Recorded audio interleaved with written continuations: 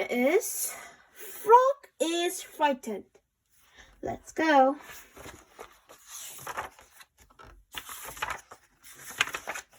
Frog was very frightened.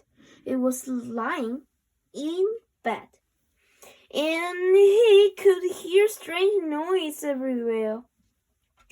There was a cracking in the cupboard and a rustling under the floorboard. Somebody is under my bed, thought Frog. He jumped out of bed and ran through the dark woods until he reached Duck's house. "How nice of you to come and see me," says Duck, "but it is rather late. I'm about to go to bed." "Please, Duck," said Frog, "I'm frightened. There's a ghost under my bed." "Nonsense," laughed Duck. "There's no such thing." "There is," said Frog. "The woods are haunted as well." "Don't be frightened," said Duck. "You can stay with me. I'm not afraid." And they huddled into bed together. Frog cuddled Duck's warm body and wasn't frightened anymore. All of a sudden, they heard a scratching noise on the roof. "What was that?" asked Duck, sitting up with a jolt. The next moment, they heard a cracking on the stair. "This house is haunted too," shouted Frog. "Let's get over here." And they ran out into the woods. Frog and Duck ran as fast as they could. They felt there were ghosts and scary monsters everywhere. Eventually, they reached Pig's house and gasping of full breath. They hammered on the door. "Who is it?" asked a sleepy voice. "Please, Pig, open the door." "It's us," shouted Frog and Duck. "What's the matter?" asked Piggy angrily. "Why have you woken me up in the middle of the night?" "Please help us," says Duck. "We're terrified. The woods are full of ghosts and monsters." Pig laughed. "What nonsense! Ghosts and monsters don't exist. You know that." "Well, look for yourself," said Frog. Peg looked out the window, but she couldn't see anything unusual. "Please, Peg, may we sleep here? We're so scared." "Okay," said Pig. My bed is big enough, and I am never frightened. I don't believe in all that rubbish."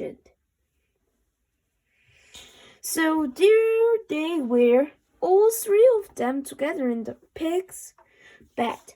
"This is nice," thought Frog. "Nothing can happen now."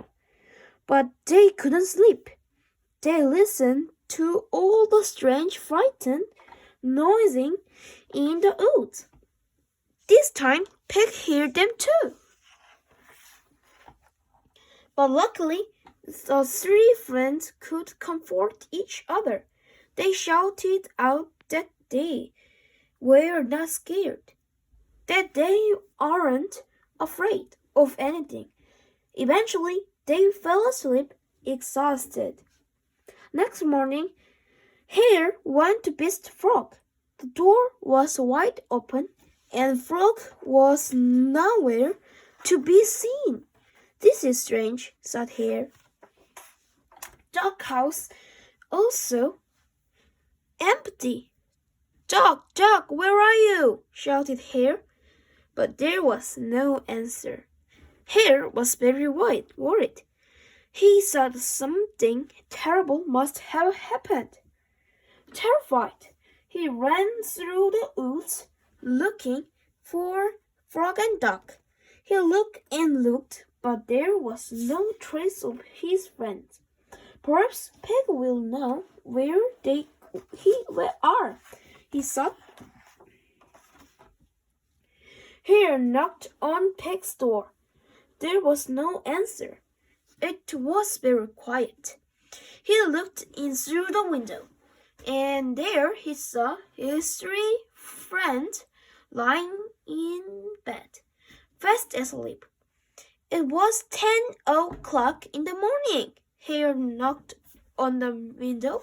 Help! A ghost! Shouted the three friends. Then they saw that it was Hare. Pig unlocked the door, and they all ran in outside. Oh, Hare, they said. We are so frightened. The wood is full of ghosts and scary monsters.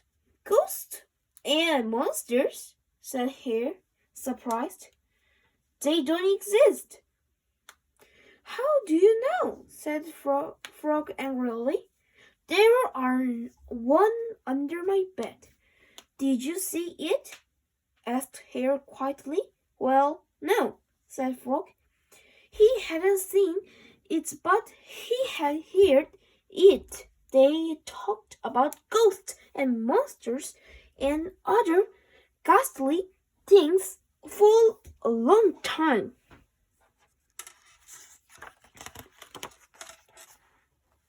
Pig made some breakfast. You know, said Hare, everyone is frightened sometimes. Even you? Asked Frog, surprised. Oh, yes, said Hare. I was very frightened this morning when I thought you were lost. There was a silence. Then everyone laughed. Don't be ridiculous, Hare, said Frog. You have nothing to fear. We're always here. Thank you for watching. Bye bye.